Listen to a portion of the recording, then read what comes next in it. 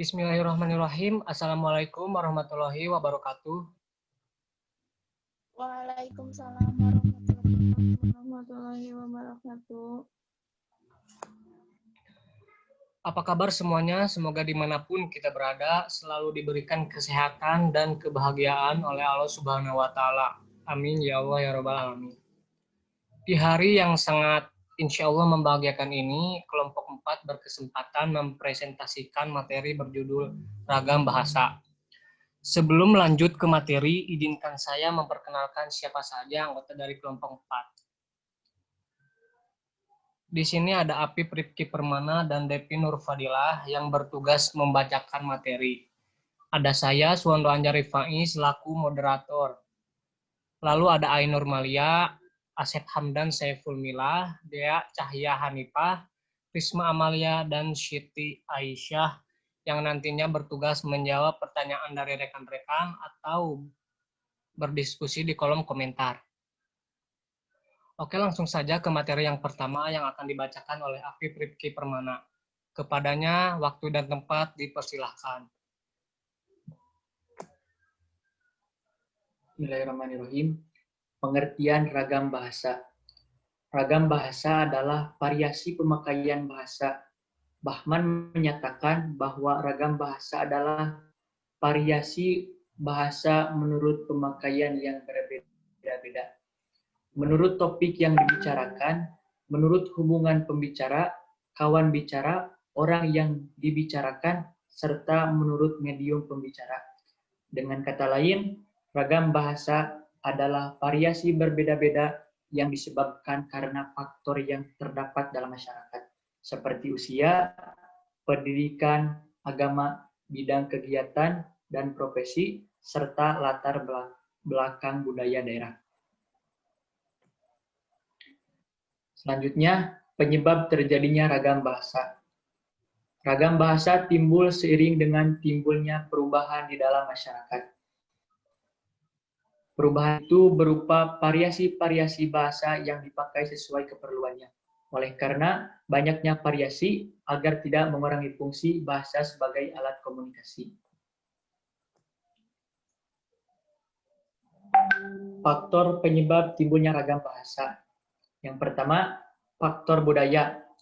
Karena setiap daerah mempunyai kultur atau daerah hidup yang berbeda, seperti di wilayah Jawa, Papua, dan beberapa wilayah di Indonesia yang tentunya memiliki bahasa yang berbeda.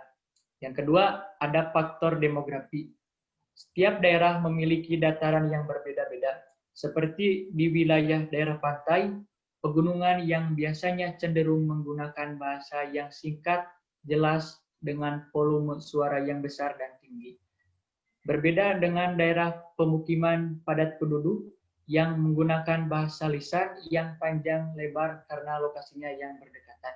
Yang ketiga, ada faktor sejarah, yaitu karena setiap daerah mempunyai kebiasaan atau adat istiadat dan bahasa nenek moyang sendiri-sendiri dan berbeda-beda. Oke, untuk materi selanjutnya akan disampaikan oleh Depi Nurfadilah. Kepadanya dipersilahkan. Jenis-jenis ragam bahasa. Berdasarkan cara pandang penutur, ragam bahasa dibagi menjadi 4, yaitu sebagai berikut. A. Ragam dialek. Dialek adalah variasi bahasa pada kelompok masyarakat yang berada pada suatu tempat, wilayah, atau daerah tertentu. B. Ragam terpelajar, yaitu ragam bahasa yang digunakan oleh kelompok penutur yang berpendidikan. C. Ragam resmi. Ragam resmi yakni bahasa yang digunakan dalam situasi resmi, seperti undangan-undangan. Dan yang terakhir, ragam tidak resmi. Ragam tak resmi adalah ragam bahasa yang digunakan dalam situasi tidak resmi, seperti dalam pergaulan dan percakapan pribadi. Cara menggunakan ragam bahasa yang baik dan benar. Penggunaan ragam bahasa yang baik itu adalah menggunakan ragam bahasa sesuai dengan kondisi dan tempat. Ketika kita di tempat yang non-formal, maka bahasa yang digunakan adalah bahasa yang non-formal. Begitupun sebaliknya. Sedangkan penggunaan bahasa yang benar adalah menggunakan bahasa sesuai dengan kaidah-kaidah yang sudah ada. Kesimpulan, ragam bahasa adalah variasi bahasa menurut pemakaian yang berbeda-beda, menurut topik yang dibicarakan, serta menurut medium pembicara. Ragam bahasa ini timbul latar belakang budaya, sejarah, dan juga letak geografis. Akibatnya, muncul berbagai variasi bahasa Indonesia.